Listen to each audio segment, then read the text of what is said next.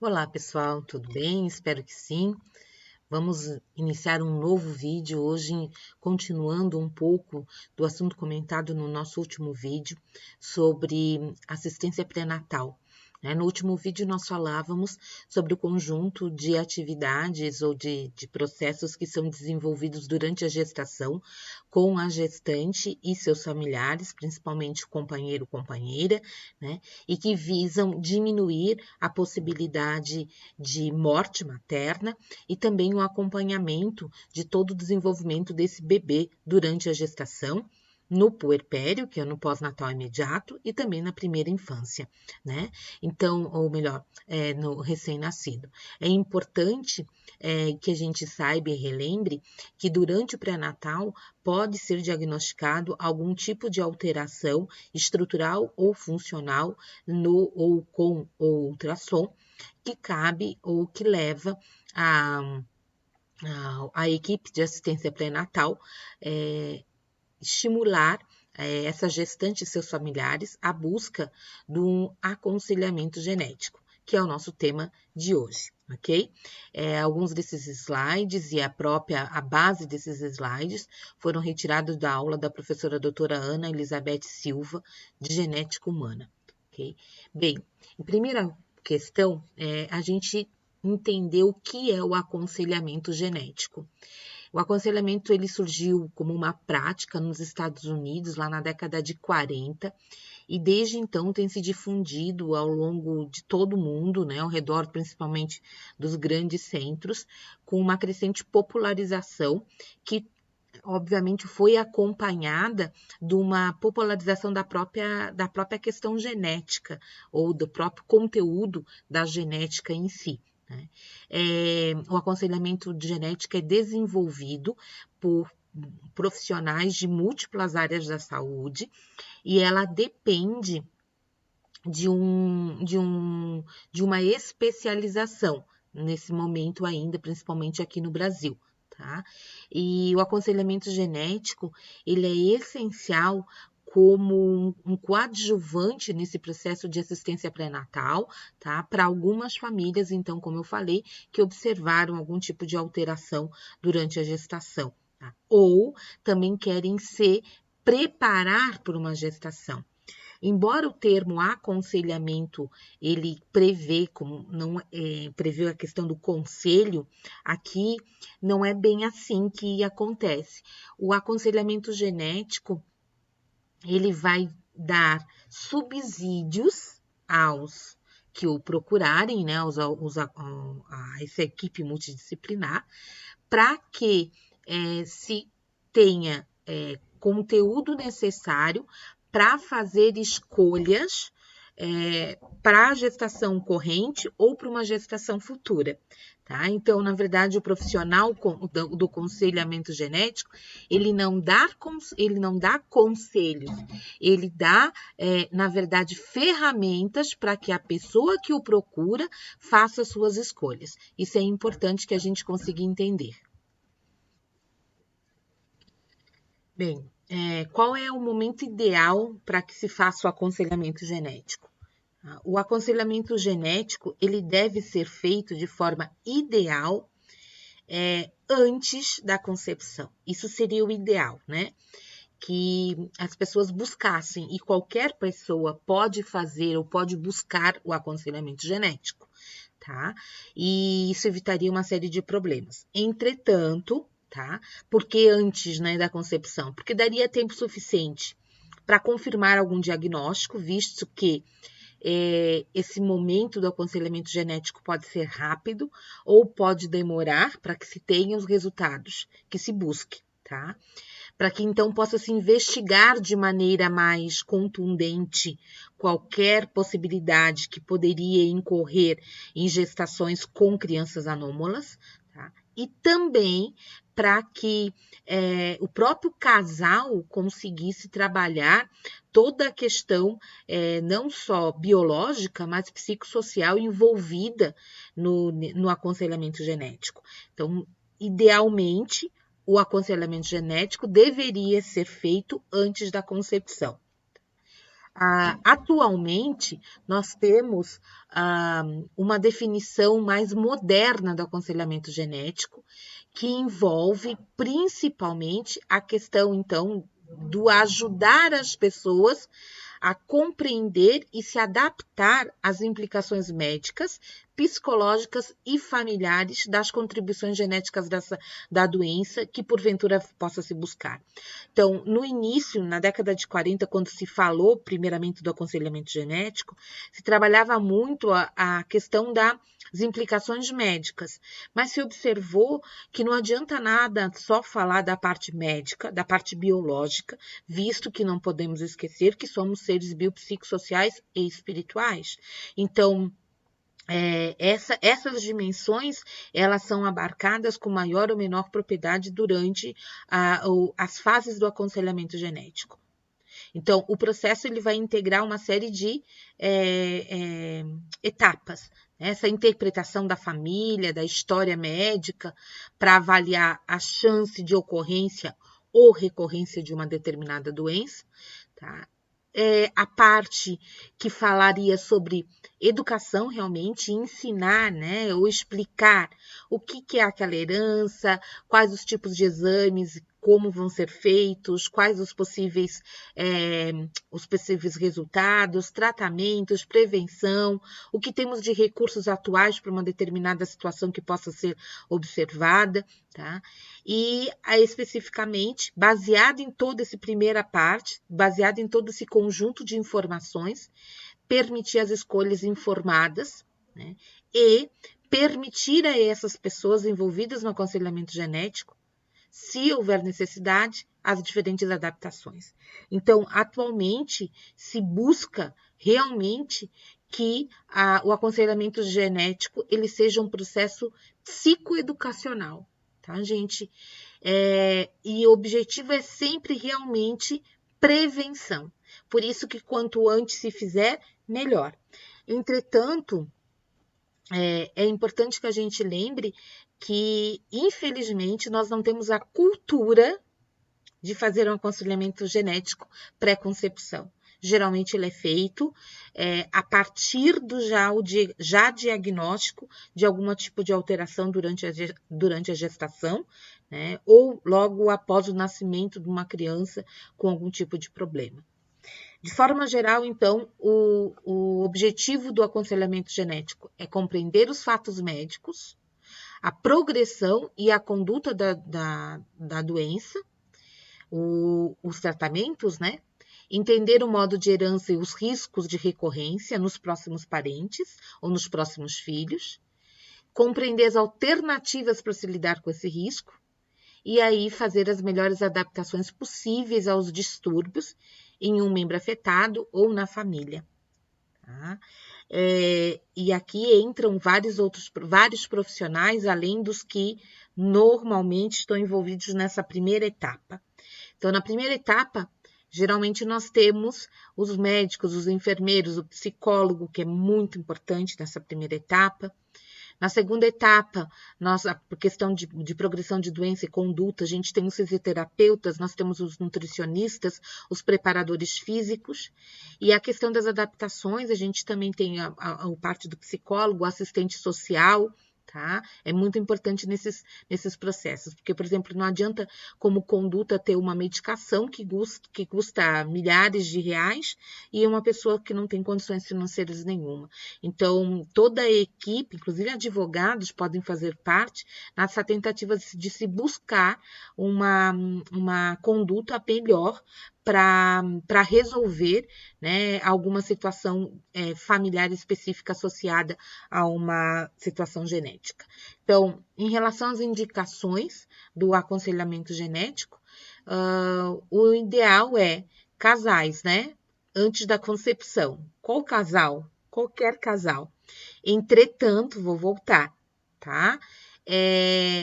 Atualmente, as indicações principais são por afetados ou não, tá? Com retardo mental ou retardo no desenvolvimento, com malformações únicas ou múltiplas, casais com filhos afetados por algum tipo de alteração gênica ou cromossômica, indivíduos em risco, ou seja, com parentes afetados, no caso de casamentos consanguíneos entre primos, entre tio e primo, entre sobrinho e sobrinha, alguma coisa nesse sentido. Presença de alguma doença cromossômica já identificada, como as casos das translocações equilibradas, que, como a gente viu na aula de cromossomopatias, não causam problemas no indivíduo, mas podem levar a problemas na descendência. Mulheres com mais de 35 anos que queiram engravidar ou que estejam numa gravidez. Indivíduos expostos a teratógenos interessados em engravidar, como, por exemplo, aquelas pessoas que trabalham em postos de saúde, em postos de combustível, porque tenham os cheiros, né, que são emitidos pelos combustíveis podem ser mutagênicos. Pessoas que queiram, por exemplo, trabalhem com raio-x, né, também interessante fazer. Casais que têm histórico de abortos de repetição, ou seja, já a mulher engravida e perde, engravida, perde, engravida, perde.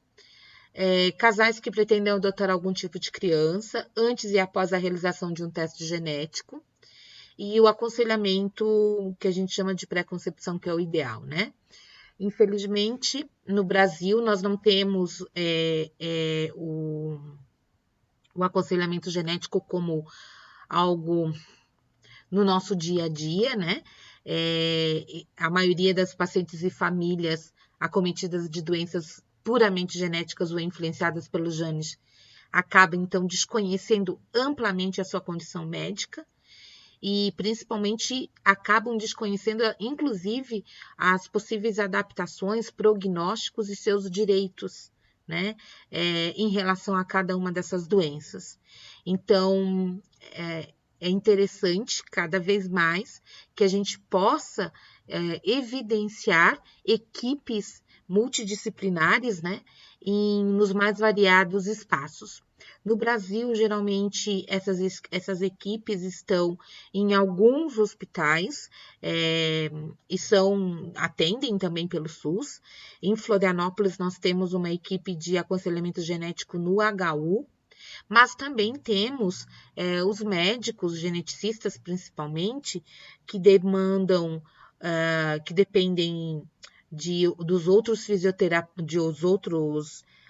profissionais, mas que não montam uma equipe. Então, nós temos médicos geneticistas que acompanham por plano de saúde ou particular, tá? Mas geralmente não tem uma clínica de aconselhamento genético.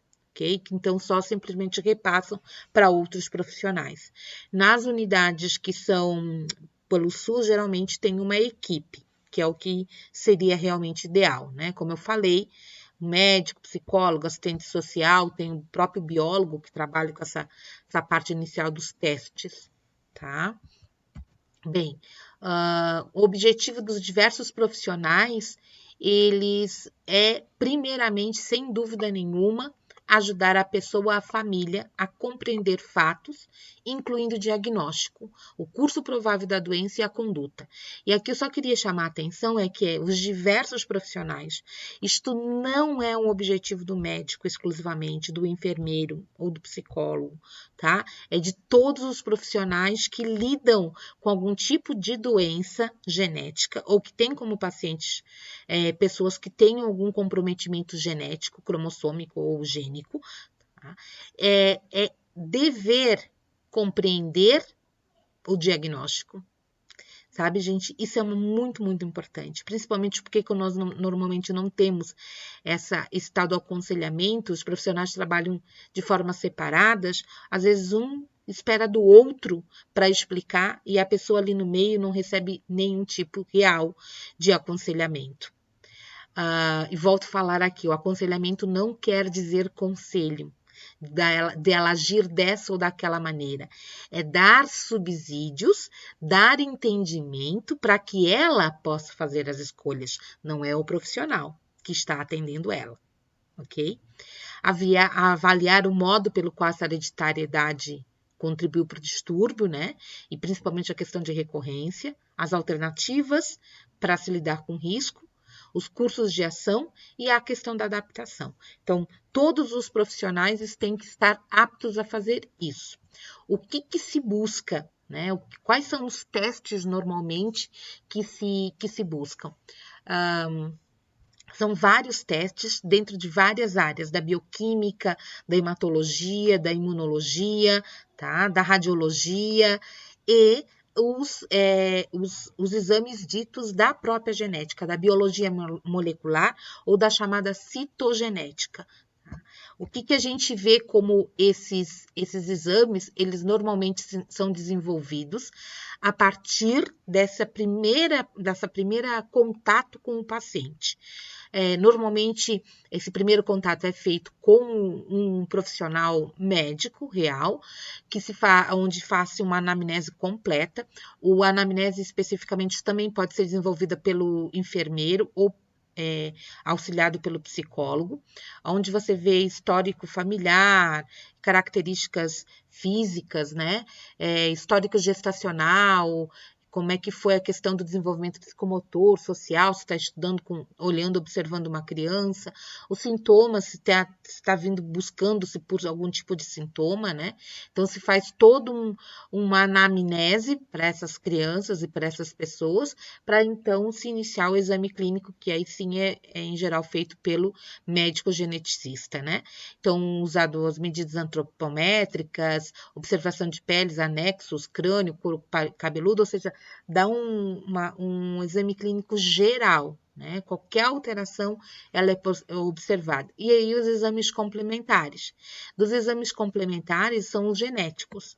Tá? Então, algumas vezes as características observadas no exame clínico já são suficientes para estabelecer um diagnóstico. Ok? Por exemplo, nós falamos da cromossomopatia lá da síndrome de Turner, né? Então, uma mulher, por exemplo, pode vir buscar um aconselhamento genético porque ela tem 15 anos e ainda não menstruou. Então, a família traz a menina para saber, manda no ginecologista, o ginecologista percebe algum tipo de alteração, manda para o aconselhamento genético. E aí, só observar as características, como o pescoço alado, baixa estatura, né? Isso já são sintomas associados à síndrome de Turner. Ok? Então, se faz um diagnóstico rápido. Em seguida, pode-se fazer confirmação. Dentro das confirmações, podem ser exames de cariótipo moleculares, exames bioquímicos, sequenciamento de DNA, uso de perfis gênicos, sempre com o objetivo de estabelecer qual é o problema genético. Ou se o problema é genético, ou se é multifatorial, né? Que tem um envolvimento também com a questão ambiental, ok? Esse é um exemplo, né, de teste de cariótipo molecular ou de citogenética molecular, onde se utilizam sondas, tá? Esse é um exemplo de teste bioquímico, onde se buscam proteínas específicas que venham com algum tipo de defeito. E a partir do momento, o cariótipo normal, que a gente também estudou, né, nos últimos vídeos, além do sequenciamento gênico. O perfil gênico, ele é identificado, e nós vamos ter um vídeo falando só sobre isso, né, com o intuito de buscar também um grupo específico de genes associado a uma determinada condição. Bem, é importante que a gente entenda que depois de serem feitos esses exames, os exames iniciais, os exames citogenéticos, moleculares, os profissionais eles são envolvidos então na construção de um laudo, que é literalmente um relatório escrito com o diagnóstico da doença, com as informações relevantes dessa doença, como o quadro clínico, a causa, como é que ela vai se comportar ao longo do tempo, né?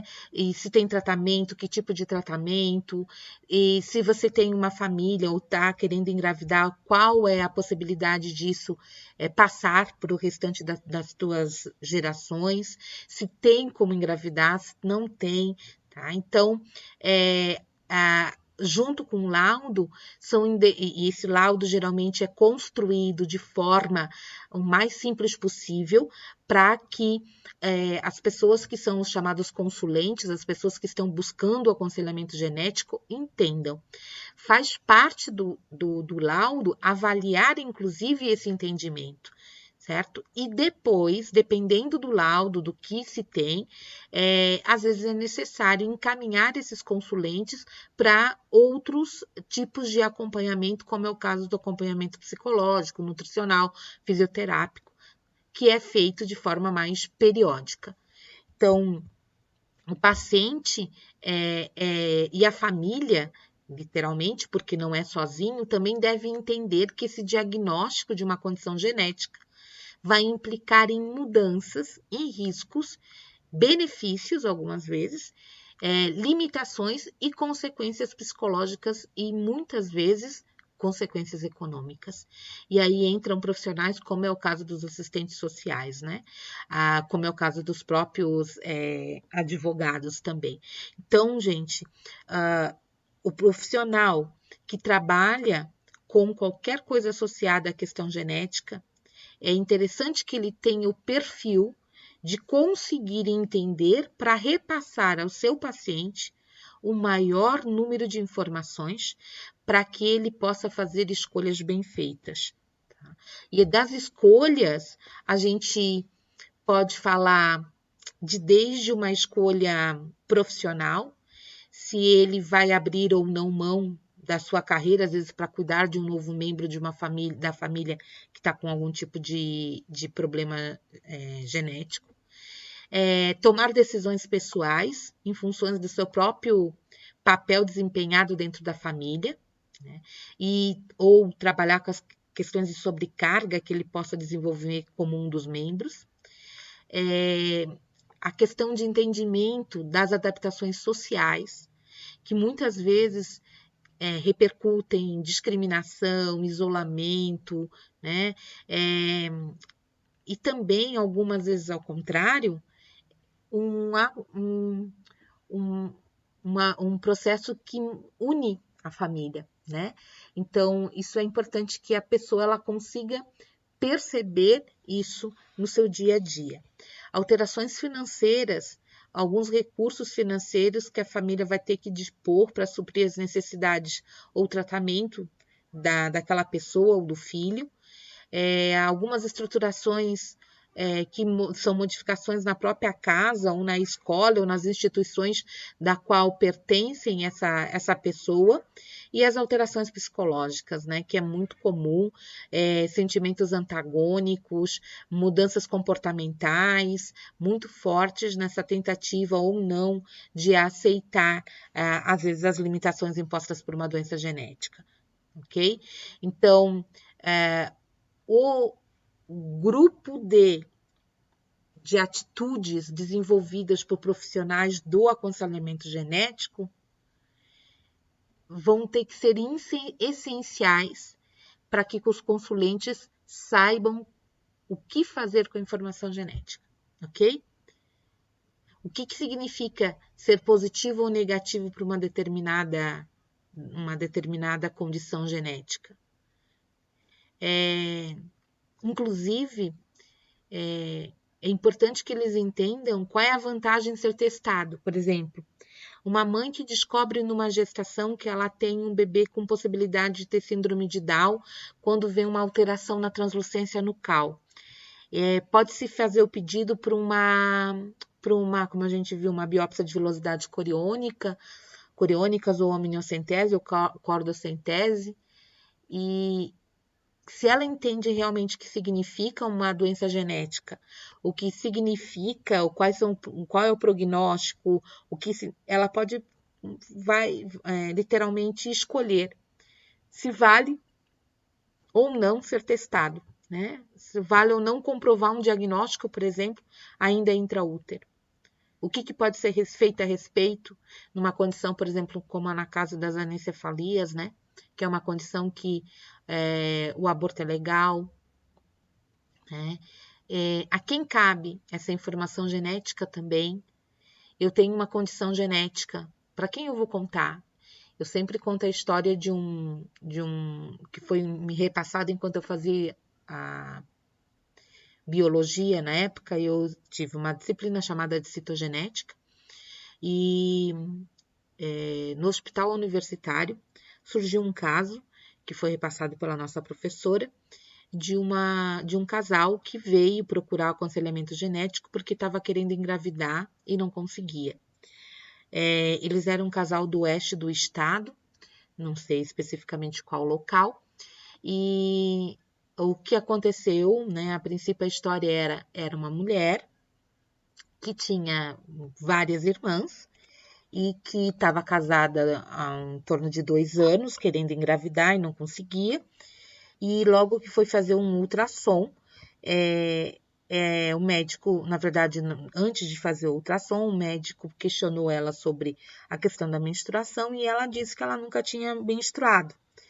E aí o médico perguntou, mas por que ela não tinha ainda buscado um médico, né?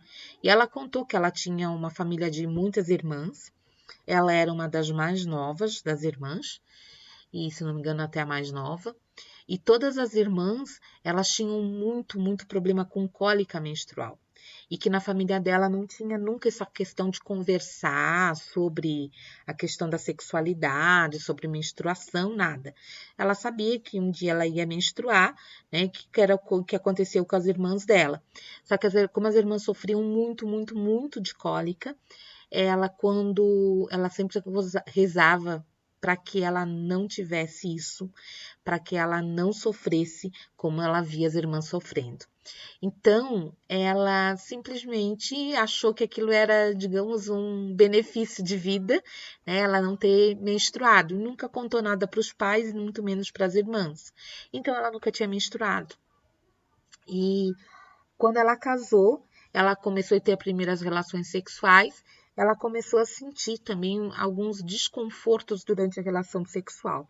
Então, esse médico, obviamente, fez alguns pedidos, alguns exames, e depois o ultrassom. Com o ultrassom, ele encaminhou essa mulher, esse casal, na verdade, para o aconselhamento genético em Florianópolis. O que aconteceu aí, né? Eles descobriram, foi feito a partir desses exames iniciais, foi feito um pedido de cariótipo e se identificou que, na verdade, aquela mulher, que era fenotipicamente uma mulher, tá? Ela tinha, na verdade, o que eles chamam de síndrome de resistência a andrógenos. O que significa insensibilidade a andrógenos? O que significa isso? Ela era geneticamente um homem, ela era um XY, tá? Que tinha problemas de recepcionar a testosterona. Então, ela não tinha ovário, ela não tinha útero, ela tinha testículos no interior do corpo, que não desceram, então não tinham. Fenotipicamente era uma mulher, tinha uma vagina em fundo cego, inclusive, tá? Então, a ausência da atividade da testosterona fez com que a genitália se transformasse em feminina. A gente chama de síndrome de insensibilidade a andrógenos. Só que ela nunca poderia ser, na verdade, mãe, né? Então, claro, notem, imaginem a situação, né? A questão é a quem cabe essa informação genética, né? Ela é socialmente, psicologicamente, uma mulher. Entretanto, biologicamente, ela é definida por genética como sendo um XY. Tá? Então, explicar, imagine a condição de alteração, né? De entender isso, que a princípio não importa só o fato de ela não poder ser mãe, né? Como eles estavam buscando naquele propósito. Então, o que fazer diante desse diagnóstico? Como lidar com ele? Porque isso altera completamente a questão familiar, né? A questão de entendimento do que a própria pessoa né? E as relações que ela desenvolve na família, na sociedade, no trabalho, né? Então, é importante que a gente entenda isso. Então, gente, é isso, tá? Eu espero que vocês entendam a importância do aconselhamento genético e entendam a questão, novamente, eu vou chamar a atenção para o processo de empatia, né? Cabe ao membro do aconselhamento genético trabalhar e tentar explicar o máximo possível para essas pessoas a questão biológica, inicialmente, mas também todo que envolve as outras dimensões humanas, né? E ter empatia o suficiente para entender que, independente dos teus... eu acho que isso é uma coisa bem importante, que eu acabei pulando aqui no coisa, mas que mostra aqui, que a princípio existe alguns compromissos que têm que ser evidenciados para o aconselhador, né? Independente se ele é médico, geneticista, se ele é enfermeiro, se ele é psicólogo, se ele é fisioterapeuta ou nutricionista ou qualquer coisa assim. Ele tem que ter ética, ele tem que ter neutralidade moral. O que significa isso? Ele vai fornecer informações genéticas isentas de seus valores pessoais ou julgamentos, tá? Porque quando você dá informação, mas coloca junto, eu acho, eu faria, você está levando ou alterando, às vezes, o direcionamento da compreensão do consulente. Tá? Outra questão importantíssima, né? A não diretividade, ou seja, não deve impor as suas preferências, mas cuidar que as escolhas dos pacientes sejam informadas e esclarecidas, que se tenha, isso para mim é uma das coisas mais importantes. E a questão da privacidade e confidencialidade da informação genética, que é essencial. Então, esses são os compromissos no aconselhamento genético, independente de que profissional a gente esteja falando. O consulente que busca o aconselhamento genético, ele busca esse tipo de compromisso com certeza absoluta. Então, pessoal, é isso. Espero que vocês tenham gostado, tá? Se vocês tiverem algum comentário, por favor, deixem aí embaixo. Ou se você é meu aluno, busque falar um pouquinho nos nossos encontros, ok? Um grande abraço e até o próximo vídeo.